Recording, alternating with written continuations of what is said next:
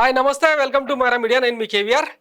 ఆంధ్రప్రదేశ్ ముఖ్యంగా విజయవాడ కృష్ణమ్మ పోటెత్తడంతో విజయవాడ నగరం అంతా నీట మునిగిన సంగతి తెలిసిందే కదా. మొత్తం అంటే 100 ఏళ్ల చరిత్రలో 3వ అతిపెద్ద జల విలయంగా దీన్ని పర్యావరణవేత్తలు ఐఎండి లాంటివి విశ్లేషిస్తూ ఉన్న నేపథ్యంలో దీనికి అంటే ఒక ఆసక్తికరమైన ఘటన వెలుగు చూసింది. విజయవాడ మొత్తం నీట మునగడమే కాదు, కరకట్ట కొంపలో ఎక్కడైతే నివాసం ఉంటున్నారో ముఖ్యమంత్రి చంద్రబాబు గారు అధికారిక నివాసం, అది కూడా నీళ్ళల్లో మునిగిపోయింది.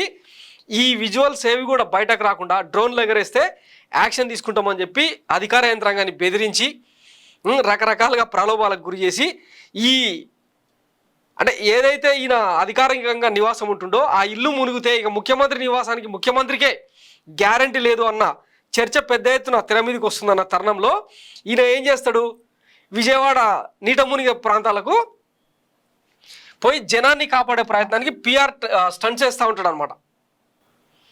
ఇదిగో ఇక్కడ చూడండి,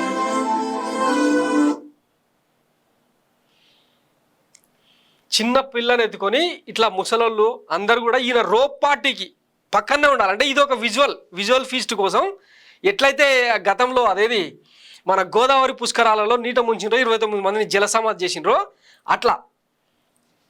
ఏం కర్మ, ఇట్లాంటివన్నీ బయటకు రాకుండా ఉండడానికి అంటే ముఖ్యమంత్రినే కాపాడాలని అధికార యంత్రాంగం అని మళ్ళీ ఎక్కడ చెడ్డ వస్తుందో అని చెప్పి ఎవరు మన అధికారులందరూ కూడా స్పష్టం చేయడంతో ఈయన నీళ్ళల్లోకి దిగిండు అనమాట.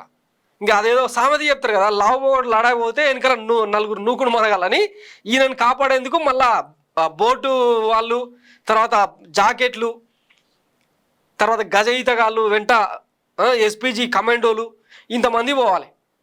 దీనివల్ల ఏం సాధిద్దామని 10 రోజుల క్రితం నుంచి ఐఎండి హెచ్చరిస్తూనే ఉంది, భారత వాతావరణ శాఖ కూడా హెచ్చరిస్తూ ఉంది, ఇట్లా ముంపు వచ్చే ప్రమాదం ఉంది, కొంచెం అలర్ట్గా ఉండండి అని చెప్తే మనం అందరమేమో అధికార యంత్రాంగం బాబు గారి హయాంలో విజనరీ పాలన కదా, ముంబై నటి పతివ్రత శిరోమణి కాదంబరి జైత్వానికి న్యాయం చేసే క్రమంలో ఇవేం పట్టించుకోలే. దాంతో ఇప్పుడు విజయవాడ మొత్తం స్మాష్, కొన్ని లక్షల కుటుంబాలు నీళ్ళల్లో మునిగిపోయి అన్నం కోసం ఆహారం కోసం ఆర్థించే పరిస్థితి నెలకొందనమాట. మళ్ళీ వీళ్ళే మాట్లాడుతూ ఉంటారు, వైఎస్ జగన్మోహన్ రెడ్డి దిక్కుమాలిన పాలన, దుష్ట పాలన అని చెప్పి. ఇప్పుడు ఆయన కట్టించిన రీటైనింగ్ వాళ్ళే కొన్ని లక్షల మందిని కాపాడినాయి. కృష్ణలంక నుంచి ఆ రాణిగారి తోట వరకు కొన్ని 100 మీటర్ల రీటైనింగ్ వాళ్ళు కొన్ని లక్షల కుటుంబాలని కాపాడినాయి. ఇవేవి మనం మీడియా దృష్టికి రానియకుండా మొత్తం ఫోకస్ అంతా కాదంబరి జైత్వాని మీద, తర్వాత ఆ గుడ్లవల్లేరు ఘటన మీదకి షిఫ్ట్ చేసాం అనమాట. ఇది విజనరీ పాలన. ఈ కరకట్ట కొంపకు ఆనుకొని ఉండే ఒక మంతెన సత్యనారాయణ రాజు అనే ఆశ్రమం కూడా ఇప్పుడు నీట మునిగింది. అది మీకు చూపిస్తా చూడండి. ఇదన్నా కొంచెం లోపలికి ఉంటుంది. ఈయన కరకట్ట కొంపనేమో ఇంకా వాటర్ బాడీ అంటే దానికి ఆనుకొని ఉంటుంది అనమాట, నీళ్ళకి ఆనుకొని. ఆ అధికారిక నివాసాన్ని లీగలైజ్ చేయడంతోన ఇదే కరకట్ట నుంచి కొన్ని 100 నిర్మాణాలు, బంగ్లాలు, ముఖ్యంగా టీడీపీకి సంబంధించిన రాజకీయ నేతల వందలాది బంగ్లాలు ఇప్పుడు ఆ పాపమే విజయవాడ ప్రజలకి ఇట్లా శాపంగా చుట్టుకున్నది అనమాట. ఎవడన్నా నదీ గర్భానికి అడ్డంగా కట్టడాలు కడతారా? అమరావతి గురించి కూడా పెద్ద ఎత్తున జోకులు పోటెత్తా ఉన్నాయి, అవి కూడా చూపిస్తా నెక్స్ట్ వీడియోలో.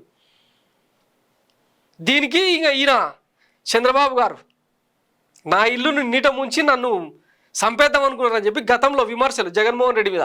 ఏంది, కృష్ణ బ్యారేజ్కి బోట్లను తోలిచ్చి దానిని గుద్దిచ్చి గేట్లన్నింటినీ ఎత్తేసేలాగా చేసి తన ఇల్లు ముంచి తనను చంపేద్దాం అనుకున్నారని చెప్పి ఆరోపణలు. ఇప్పుడు జగన్మోహన్ రెడ్డి అధికారంలో లేడు కదా, ఇది కూడా జగన్మోహన్ రెడ్డి కుట్రనేనా? ఏం సమాధానం చెప్తారు? చేసిన పాపాలు ఊరికే పోవంటారు కదా. ఇప్పుడు ఇట్లా ప్రకృతి రూపంలో వెంటాడుతూ ఉన్నాయన్నమాట. మనం చేసిన ఈవీఎం పాపాలకు, ప్రజాస్వామ్యానికి తూట్లు పొడిచి జనాన్ని మోసం చేసిన దానికి ఇట్లా జలకడ్గం రూపంలో నీట ముంచుతూ ఉందన్నట్టు.